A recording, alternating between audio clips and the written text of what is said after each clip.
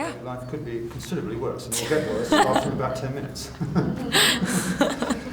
Is this the first round of interviews you've had? It is. It is, so yes. you're still fresh. Yes, I am. And you know, I've seen an early cut of the film, so I haven't seen it yet myself. You haven't seen it? That's useful to know, actually. Because we get really criticised if we haven't seen the film. You haven't seen the film, you can't do the interview. So I don't think you can do No, the I mean, interview, I've so. seen an early cut, but it's always, you know, a thing when you haven't What seen have you seen so far? Is that what you were expecting?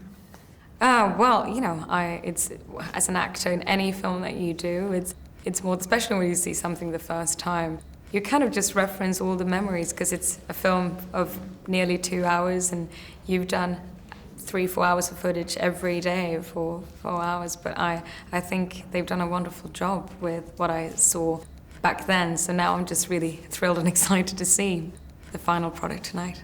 When did you first hear about the project? When was it first put to you? I mean, for this, it was interesting. I was on the tube in London. I think I was reading the Guardian or something, and I saw this big announcement that Tom Hooper was going to do Danish Girl with Eddie Redmayne. And I remember I was like, oh, because I've heard about how this film has been trying to be made, and a Swedish director, Thomas Alfredson, was on it years back, and so I knew about this project for a long time, and I saw Tom and I was like, that is a good combo. I think they were gonna really be able to pull it off and do some good work. And then it took 2 days, and my agent called and said, oh, there's the script and the female role of Gerda in this film. And so, yeah, so that's when I first read it and met Tom and auditioned with Eddie.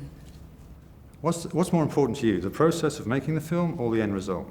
The process, because that's what that's initially. It's interesting. I think I've kind of realized that doing interviews, and people sometimes ask, you know, what's your favorite film of the ones you made, and immediately what I reference is the experience of shooting them more than anything, because it's not a film. It's 2, 3, 4 months of preparation and work and being intense, you know, intensely in a group of people passionately, hopefully, doing this film together. So I would say that it's too much memories to look away from the experience of shooting a film. Which one was your favourite film at the point of view of the process then? Oh, it's all very different, but I mean, I had a film.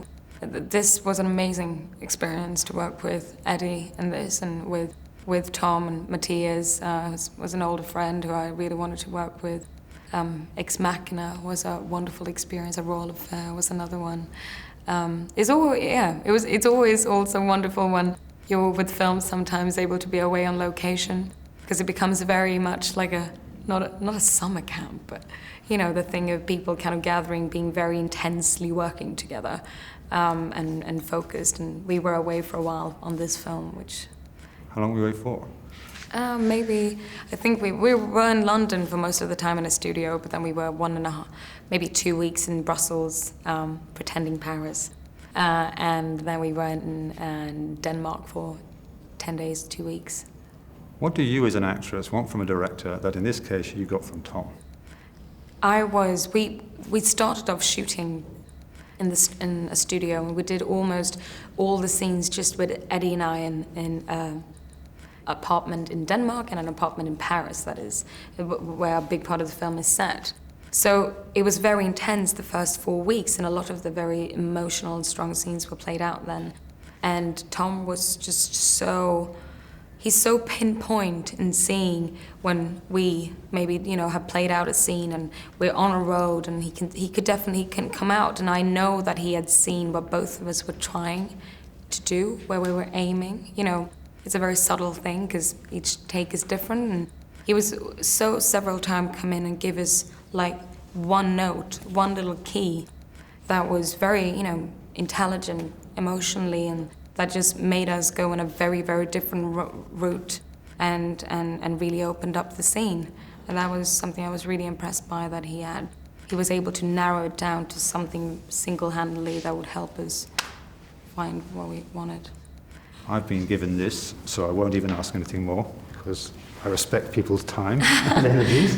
Thank you so much. Thank you very much. My last question, actually, just to me is, because down in Rome they will have no idea. Your last name is pronounced Vikander or Vikander? Vikander. Vikander. There you go. Well, I've been told Vikander. Okay.